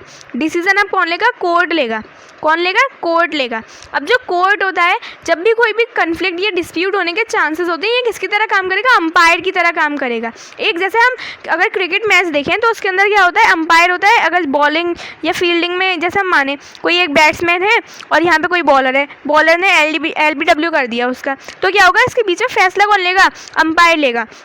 लेकिन अगर अंपायर नहीं ले पाता तो थर्ड अंपायर आ जाता है, जैसे हम मान लें कोर्ट जो हो गया वो थर्ड अंपायर की तरह काम कर लिया उसने अपना। तो अब जैसे इन दोनों के बीच में जब भी स्टेट या सेंट्रल या लोकल, इन तीनों के बीच में कभी भी कोई भी प्रॉब्लम क्रिएट होती है तो अंपायर की तरह कौन काम करता है, कोर्ट काम करता है।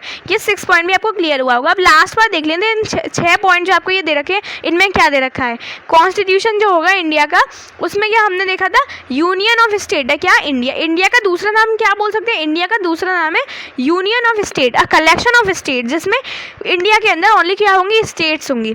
सेकंड पॉइंट क्या है इसका, अब इसका सेकंड पॉइंट आपको दे रखा है 3 tyre federalism, union, state, panchayat. अब इसमें क्या था, हमने देखा था कि 3 टायर होते हैं, सेंट्रल बोल लीजिए या यूनियन बोल लीजिए, सेंट्रल, स्टेट और लोकल, 3 टायर हो जाएंगे इसके, किसके, एक कंट्री के अंदर। अगर हम बात करें इंडिया के अंदर तो सेंट्रल है, central then state then local, और इन तीनों की पावर भी अलग होती है। सेंट्रल के पास सबसे ज़्यादा पावर होती है, स्टेट के पास उससे कम, और लोकल के पास उससे भी कम। ये होता है इसके अंदर, यही तो हमने देखा था, इसके पास सबसे हाई है, इसके पास उससे कम, उसके पास इससे ज़्यादा कम। अब इसमें हमने फोर्थ पॉइंट नहीं, इसमें हमने जब थर्ड पॉइंट देखा था उसमें हमने क्या देखा था, थर्ड पॉइंट हमें और पढ़ना है इसके आगे, अभी हम वही पढ़ेंगे। इसमें हमने क्या देखा था कि इसमें 3-fold डिवीज़न होता है, डिस्ट्रीब्यूशन होता है, या डिवीज़न बोल लीजिए, डिस्ट्रीब्यूशन होता है किसका, पावर का, यूनियन लिस्ट के हिसाब से, कंकरेंट लिस्ट और स्टेट लिस्ट के हिसाब से।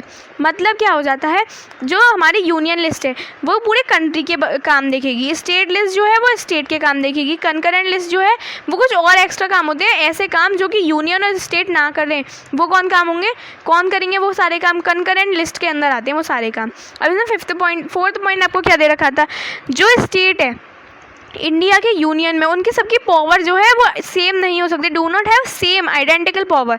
इसमें हमने जैसे एग्जांपल लिया था यूनियन टेरिटरी का। फिर फिफ्थ पॉइंट हमने क्या देखा था, फिफ्थ पॉइंट में हमने देखा था changes in power sharing has to be passed by 2/3 majority. अगर मतलब कोई भी एक चेंज, जैसे मानिए पावर शेयरिंग अच्छी खासी चल रही है कंट्री के अंदर, लेकिन अब एकदम से कोई चाहता है इसके अंदर बदलाव, चेंज चाहता है, ठीक है, क्या चाहता है, पावर शेयरिंग के अंदर कोई भी चेंज चाहता है, ठीक है, पावर शेयरिंग के अंदर हमें चेंज चाहिए। फिर क्या हो जाएगा, इसमें पावर शेयरिंग के अंदर अगर चेंज हमको चाहिए तो हम क्या करेंगे, हमें कम से कम पार्लियामेंट की 2/3 पॉपुलेशन चाहिए जब उन चेंजेस को हमें पास करना होगा। क्या चाहिए, 2/3 पॉपुलेशन चाहिए। अब इसका सिक्स्थ और लास्ट पॉइंट क्या था कि जब भी कोई भी डिस्प्यूट होने के चांसेस बनते हैं तो डिसीजन लेता है कोर्ट, और कोर्ट किसकी तरह काम करेगा, एक अंपायर की तरह काम करेगा। ये चीज़ मैंने आपको बता दी है, पता रहनी चाहिए आपको ये चीज़, ये MCQ बन सकता है। अब चलिए आगे देखते हैं। अब देखिए हमने कहा था जो हमारा थर्ड पॉइंट है उसको हम दोबारा देखेंगे, तो चलिए सबसे पहले हम ये अपना थर्ड पॉइंट देख लेते हैं, ठीक है।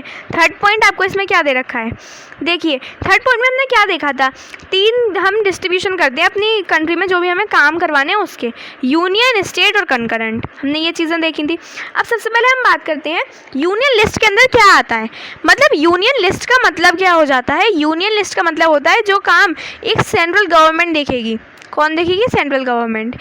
स्टेट लिस्ट के अंदर क्या होता है, जो काम जो है वो स्टेट गवर्नमेंट देखेगी। कंकरेंट के अंदर क्या होता है, इसमें यूनियन, हम सेंट्रल और स्टेट कुछ नहीं देखते, इसमें हम क्या करेंगे, कुछ ऐसे काम लेंगे जो सेंट्रल और स्टेट दोनों मिलकर नहीं कर सकती, ऐसे काम देखते हैं हम। मतलब कंकरेंट में हमें ये देखना होगा ऐसे काम जो सेंट्रल भी ना करती हो ना स्टेट करती हो, वो काम करेगी कंकरेंट लिस्ट के अंदर सारे लोग, ठीक है। अब सबसे पहले हम देखते हैं यूनियन लिस्ट का पहला पॉइंट है सब्जेक्ट ऑफ नेशनल इंपॉर्टेंस। इसके अंदर हम क्या क्या चीज़ों के बारे में बात करेंगे, ऐसी चीज़ों के बारे में जो नेशनल इंपॉर्टेंट होंगी। मतलब ऐसी चीज़ें, जैसे आप एग्जांपल लीजिए, जैसे अगर हमारे इंडिया है कंट्री, उसके अंदर आर्मी है, ठीक है, इंडिया के अंदर आर्मी है इंडिया की। अब देखिए आर्मी जो है ये यूनियन के अंदर आती है। मतलब आर्मी जो है वो किसके लिए काम कर रही है, एक कंट्री के लिए काम कर रही है ना, कंट्री के लिए काम कर रही है। मतलब सेंट्रल गवर्नमेंट इसके ऊपर फोकस रखेगी। सेंट्रल गवर्नमेंट का फोकस रखना क्या है, ये यूनियन लिस्ट के अंदर आ गया, ठीक है, यूनियन लिस्ट के अंदर आ गया। अब जैसे कि इसमें और क्या दे रखा है, अगला point, union alone can make laws. अब मतलब इसमें क्या देखा है, जो लॉ वगैरह बनाई जाती हैं, ये लॉ, ये सारी चीज़ें जब भी बनाई जाएंगी, यूनियन लिस्ट की बात कर रहे हैं जब हम, किसके ऊपर बनाई जाएंगी, ये आर्मी या फिर ऐसी चीज़ों के बारे में जब भी वो नेशनल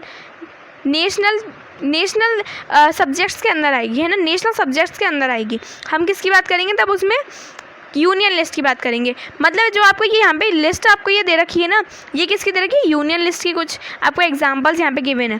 अब जैसे इसमें दे रखा है डिफेंस। डिफेंस मतलब क्या, जैसे आर्मी हो जाती है हमारी, जो हमारे देश की रक्षा करने के लिए खड़ी होती है, देश की जो रक्षा करने के लिए खड़ी होती है वो किसके अंदर आ रही है, यूनियन लिस्ट के अंदर आ रही है।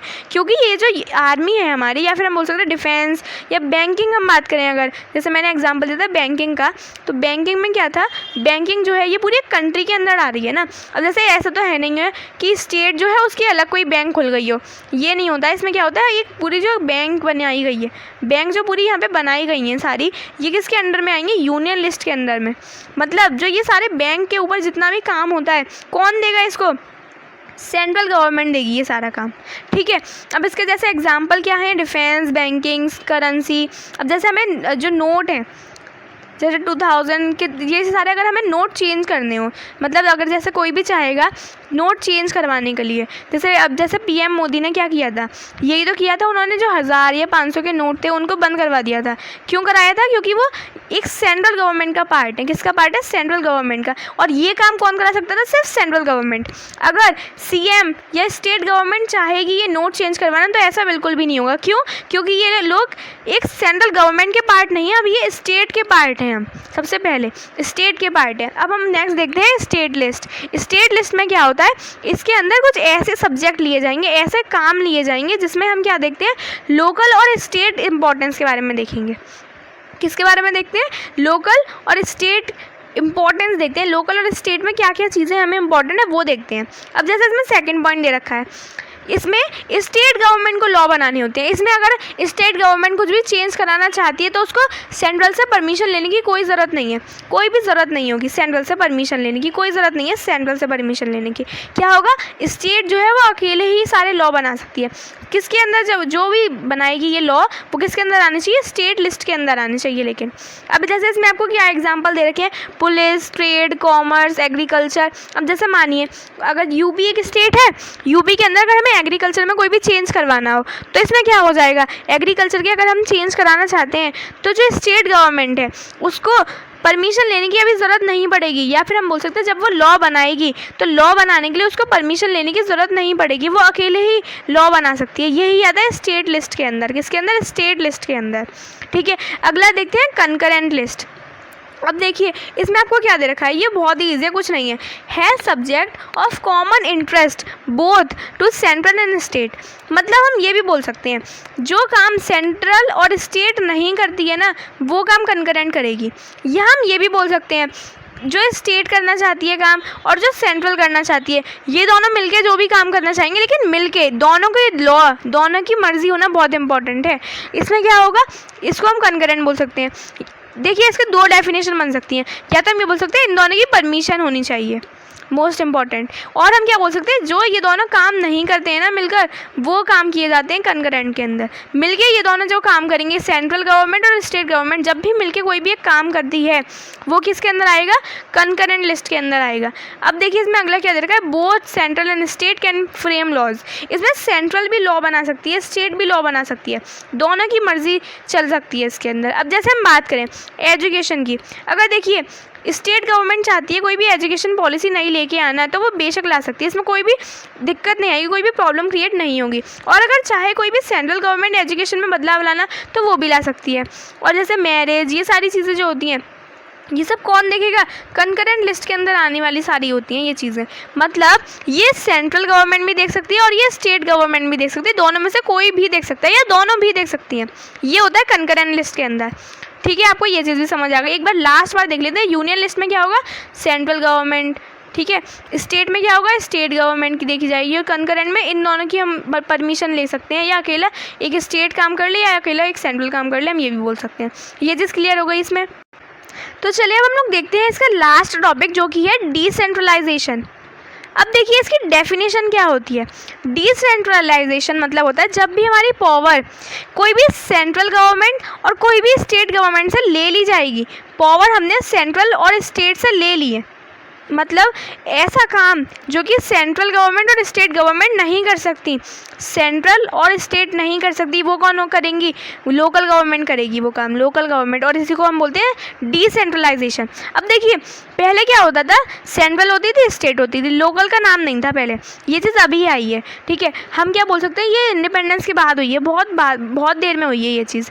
अब देखिए सेंट्रल गवर्नमेंट, स्टेट गवर्नमेंट है ना, इसमें क्या हो जाता है, जब भी हम पावर सेंट्रल और स्टेट से ले लें, पावर को जब हम ले लें सेंट्रल और स्टेट से, तो वो किसके पास चली जाती है, लोकल गवर्नमेंट के पास। अब जैसे कि देखिए स्टेट के पास अपने काम बहुत अलग अलग है, स्टेट को अपने बहुत सारे काम करने होते हैं स्टेट से रिलेटेड, ठीक है, सेंट्रल को तो अपने करने ही करने हैं बहुत सारे काम स्टेट से, या फिर हम बोल सकते हैं बहुत सारे काम है इसको पूरी कंट्री से रिलेटेड। ठीक है, इसलिए अब जो विलेजेस होते हैं, ये सारे जो विलेजेस हमारे रह जाते हैं, इसमें क्या होता है, हम एक लोकल गवर्नमेंट फॉर्म कर देते हैं।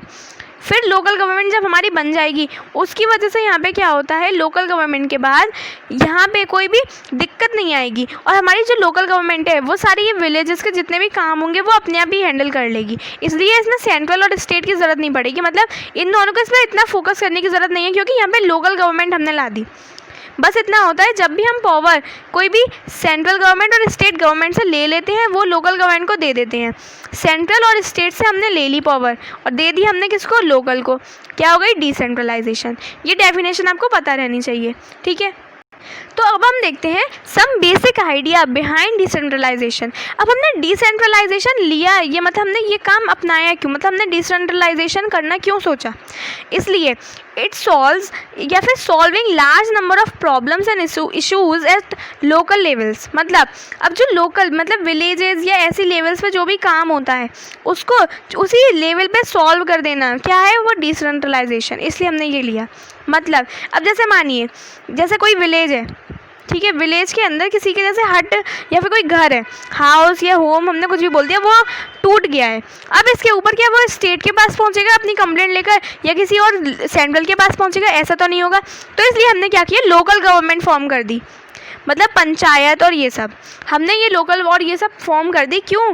क्योंकि इससे क्या हो जाएगा, इन जो ये घर वगैरह किसी के भी टूटा है वो अच्छे से लोकल के पास जाएगा और इसी से ही अपने पैसे लेकर या फिर जो भी कुछ काम कराना होगा वो इससे काम लेकर अपना काम कर लेगा। मतलब जो भी इस व्यक्ति को या फिर जिसको भी जिसका घर टूटा है उसको काम कराना होगा वो क्या करेगा, लोकल के पास जाएगा, लोकल गवर्नमेंट जो है, पंचायत जो है उसके पास जाएगा और काम अपना करा लेगा। अब देखिए अगला पॉइंट क्या है, people have better knowledge of problem in localities. अब जैसे एग्जांपल लीजिए, आप यहाँ इंडिया में रहते हैं, आपको ये चीज़ पता है कि जो अमेरिका में रह रहा है उसके पास कोई प्रॉब्लम है या नहीं है? आपको ये चीज़ पता है? बिल्कुल भी नहीं। तो यही बात कही है, जो सेंट्रल गवर्नमेंट है उसको ये थोड़ी पता है कि लोकल जो या फिर हम बोल सकते हैं जो विलेजेस हैं, ठीक है, जो लोकल लोग हैं या फिर विलेजेस हैं जो उनमें क्या प्रॉब्लम चल रही है।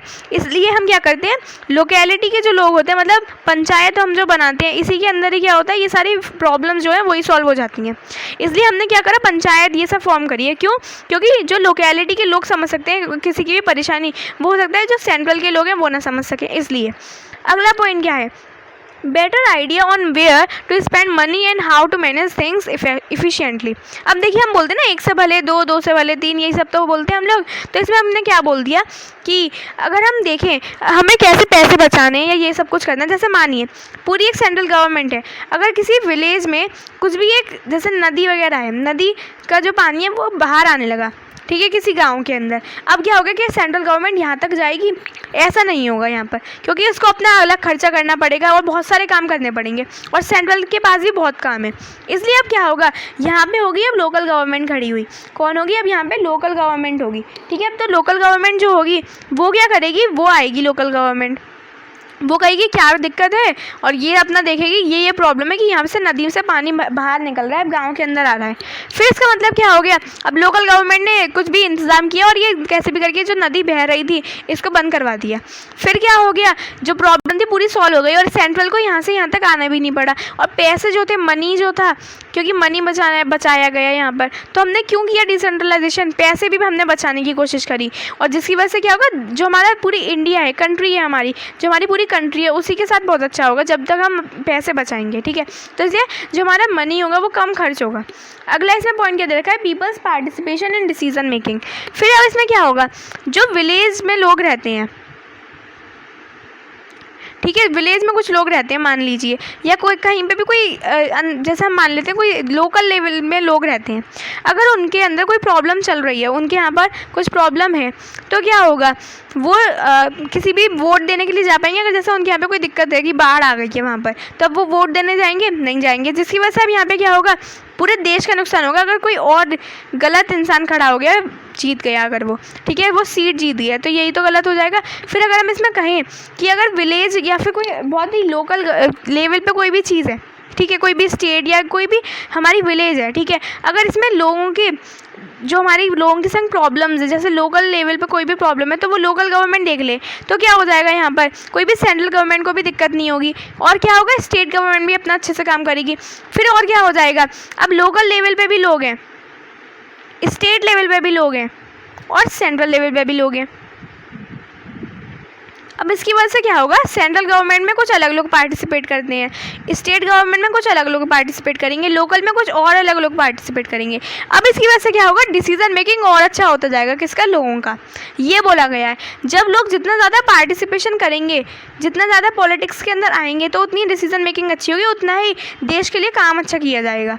लास्ट इसमें पॉइंट क्या देखा है, to realise one important principle of democracy, local government. और डेमोक्रेसी जो है उसके अंदर एक बहुत ही इंपॉर्टेंट प्रिंसिपल भी दे रखा है, किसका, लोकल गवर्नमेंट का। लोकल गवर्नमेंट का एक बहुत इंपॉर्टेंट प्रिंसिपल भी दे रखा है कि लोकल गवर्नमेंट हमें बनानी चाहिए। तो लोकल गवर्नमेंट बनाना भी बहुत ही इंपॉर्टेंट है, जो ऐसी गवर्नमेंट जो लोकल लेवल पे काम करे।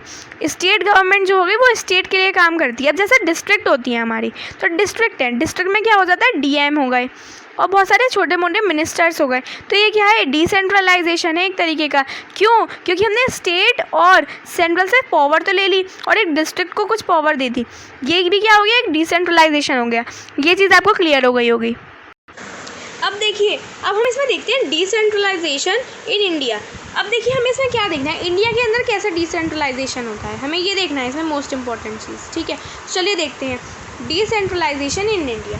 अब सबसे पहले इसमें क्या होता है, लोकल गवर्नमेंट होगी, है ना। हमने बोल दिया कि रूरल की बात करें, अभी हम किसकी बात करेंगे, मेनली विलेज की बात करेंगे। ठीक है, अब देखिए इसमें क्या होगा, रूरल लोकल गवर्नमेंट है। उसके बाद क्या होता है, फिर आती है इसमें पंचायत समिति, या हम बोलते थे पंचायती राज। मतलब पंचायत में इतनी देर से बोल रही थी पंचायत, तो इसमें क्या होता है, पंचायत समिति आ जाती है जिसके अंदर सरपंच पंच ये सब आते हैं। उसके बाद क्या होता है, ग्राम पंचायत आती है। ग्राम मतलब कि आपको पता है, ग्राम मतलब हो जाता है विलेज, और पंचायत मतलब समिति। तो एक विलेज की जो समिति बनाई जाती है, मतलब इसको हम क्या बोलेंगे, लोकल गवर्नमेंट ही बोल सकते हैं। और हम क्या बोलेंगे, देखिए जब हमारी ये छोटी छोटी ये जो ग्राम पंचायत है ये एक साथ मिल जाती हैं, फिर ये क्या फॉर्म कर देती हैं, ये इतनी बड़ी क्या फॉर्म करती हैं, जिला परिषद। ज़िला परिषद ये होता है एक जिला परिषद, एक पंचायती समिति, पंचायत समिति, ग्राम पंचायत, इन सब में डिफरेंस। मतलब देखिए स्टार्टिंग से देखते हैं। ग्राम पंचायत होगी, उसके बाद क्या होता है, जब एक से ज़्यादा ग्राम पंचायत मिल जाती हैं तो वो क्या फॉर्म करती हैं, पंचायत समिति कहलाती हैं वो, या हम बोल सकते हैं एक ब्लॉक बोल सकते हैं, एक मंडल बोल सकते हैं उसको। और जब ये 4 से भी ज़्यादा हमने इनको एक साथ खड़ा कर दिया, फिर ये क्या फॉर्म करती हैं, एक साथ मिलजुल कर ये फॉर्म करती हैं जिला परिषद। अब देखिए हमारे में ग्राम पंचायत जो होता है, मतलब एक विलेज में जो पंचायत रखी जाती है उसके अंदर कौन आता है, पंच सरपंच आते हैं। उसके अंदर ग्राम सभा रखी जाती है, ग्राम मतलब होता है विलेज की एक सभा रखी जाती है। फिर ठीक है, अब देखिए इसमें और क्या होता है, फिर जो इसके मेंबर्स होते हैं, अब जैसे हम वोट लेते हैं, हम जैसे सेंट्रल लेवल पे वोट लेते हैं तो हमें क्या करना होता है, हमें जाना पड़ता है वोट मशीन के पास और वोट डालने होते हैं। ठीक है, उसके लिए एक अलग पॉलिसी होती है कुछ। और अगर हमें पंचायत समिति इन सब में अगर हमें पार्टिसिपेट करना है तो वो कैसे, जो मेंबर्स हैं उनको कैसे हम इलेक्ट करते हैं, वो इलेक्ट किए जाते हैं। Members are elected by all the panchayat members in that area. अब इसके अंदर जितने भी ये पंचायत मेंबर्स होते हैं, ठीक है, वो इलेक्ट करेंगे उस एक मेंबर को। इसमें लोगों के लिए नहीं देखी जाती बात, इसमें जो पंचायत लोग होते हैं ना, उस समिति के अंदर जो लोग बैठे हुए होते हैं वो इलेक्ट करेंगे उस एक पर्सन को जो कि इस सबका हेड माना जाएगा। ठीक है, और या फिर हम बोल सकते हैं कैसे वो मेंबर्स को हम इलेक्ट कर सकते हैं। ठीक है, अब इसमें हम देखते हैं MLA MP ये सब होते हैं। हमने जैसे डिस्ट्रिक्ट की एग्जांपल लिया तो ये क्या है, लोकल गवर्नमेंट का ही एग्जांपल। इसमें क्या होता है, MP MLA ऑफिशियल डिस्ट्रिक्ट ये सब होते हैं ना। DM हमने देखा है, DM होता है, क्या होता है, MLA होता है। तो ये सब हैं किस चीज़ के अंदर आते हैं, डिसेंट्रलाइजेशन के अंदर आते हैं। जब पावर हम सेंट्रल और स्टेट से ले लेते हैं वो कौन होते हैं, डिसेंट्रलाइजेशन होती है, या हम बोल सकते हैं लोकल गवर्नमेंट होती है वो। ठीक है, जिला परिषद chairman is the political head, और जो इसका ये समिति का जो ये मेंबर होता है, ये चेयरमैन होता है जिला परिषद का। जब ये 2 से ज़्यादा, ये इतने सारे जब ये मिल जाते हैं, कौन, पंचायत समिति जब एक साथ मिल जाती हैं तो कौन फॉर्म करती है, एक जिला परिषद। तो जिला परिषद का जो चेयरमैन होता है वही एक पॉलिटिकल हेड रहता है इन सब का। ठीक है, आपको ये चीज़ पता चल गई। कुछ इतना इंपॉर्टेंट नहीं है, लेकिन हाँ इससे 1 मार्क्स क्वेश्चन MCQ के ज़रूर बन सकते हैं, इसलिए आपको ये चीज़ पता रहनी चाहिए। जिला परिषद, ये ग्राम पंचायत, ये सब क्या होते हैं, पंचायत समिति, ब्लॉक, मंडल, ये सब क्या होते हैं। ठीक है, और अब देखिए इसमें आपको और इम्पॉर्टेंट चीज़ की आपको पता रहनी चाहिए, local government bodies exist for urban areas. अब जैसे कि आप ये ना सोचें डिसेंट्रलाइजेशन हो रहा है इसका मतलब हो गया ओनली फॉर विलेजेस की बात करिए, ये नहीं है। इसमें मैंने आपको वो एग्जांपल दिए हैं। इसमें आपको क्या है, जो आप डिस्ट्रिक्ट की बात करते हैं ना, तो ये किसके अंदर आ रहे हैं, लोकल गवर्नमेंट के अंदर। डिस्ट्रिक्ट, DM ये सब किसके अंडर में आएंगे, लोकल गवर्नमेंट के अंडर में आएंगे। ठीक है, और ये अर्बन लोकल बॉडीज़ हो गई, मतलब अर्बन का मतलब क्या होता है, थोड़ी टाउन वाली बॉडीज़ हो गई सारी। ठीक है, म्यूनसिपैलिटीज़ इन टाउन्स, म्यूनिसिपल चेयरमैन होता है। ठीक है, म्यूनिसिपल चेयरमैन होता है, मेयर बोल सकते हैं। और कौन होता है, म्यूनिसिपल कॉरपोरेशन, बड़ी बड़ी सिटीज़ में उसको हम क्या बुलाते हैं, मेयर बुलाते हैं। ये एक 1 मार्क क्वेश्चन बन सकता है। और क्या होता है, ये पॉलिटिकल हेड होता है। ऐसे ही अगर हम टाउन्स की बात करेंगे, देखिए जब हम बड़ी बड़ी सिटीज़ की बात करते हैं तो कौन हेड होगा, मेयर होगा। जब हम कुछ टाउन्स की बात करेंगे तो कौन हेड होगा, म्यूनसिपल चेयरमैन। ये चीज़ आपको क्लियर हो गई।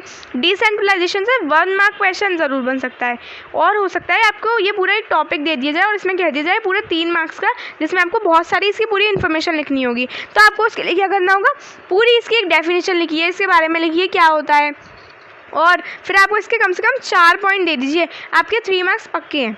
ठीक है। और हमने ये जो पूरा चैप्टर था फेडरलिज्म, इसको हमने पूरा कंप्लीट कर लिया इन वन वीडियो। जैसा कि मैंने आपको वीडियो की स्टार्टिंग में ही क्या कहा था, हमने ये पूरा चैप्टर कंप्लीट कर लिया है। और अब हम क्या देखेंगे, इसका अगला चैप्टर देखेंगे अगली वीडियो में। लेकिन वो अगला चैप्टर शुरू करने से पहले अब हम क्या करेंगे, हम कुछ और इसके इंपॉर्टेंट क्वेश्चन डिस्कस करेंगे अगली वीडियोस में, ठीक है। और देखिए, आप पहले क्या कीजिए, आप एक बार अपनी टेक्स्ट बुक पढ़िए एनसीईआरटी को, और उसके बाद आप क्या कीजिए, ये मेरी वन शॉट जो वीडियो बनी हुई है इन सबको देखिए। आपको एसएसटी में 95+ स्कोर करने से कोई नहीं रोक सकता, बस आपको एनसीईआरटी पे फोकस ज़रूर रखना है, क्योंकि एनसीईआरटी में सारी चीज़ें लिखी रहती हैं। फिर आप ये वीडियो देखिए, वन शॉट बहुत ईजी तरीके से आपकी हर एक चीज़ कंप्लीट हो जाएगी। इस वीडियो में अभी इतना ही, और अगली वीडियो में हम कुछ और इंपॉर्टेंट क्वेश्चन डिस्कस करेंगे पावर शेयरिंग, फेडरलिज्म और इन सब के ऊपर। और प्लीज़ आप लोग मेरे को कमेंट कीजिए, आप मेरे को प्लीज़ कमेंट करिए कि आपको मेरी ये वीडियो जो है वो कैसी लगती हैं, अच्छी लगती है या इसमें कोई भी गलती होती है, तो प्लीज़ आप मेरे को बताइए, तभी मैं उस गलती को सुधारूंगी। Thank you very much. Please like share and subscribe my YouTube channel, that is study with brain.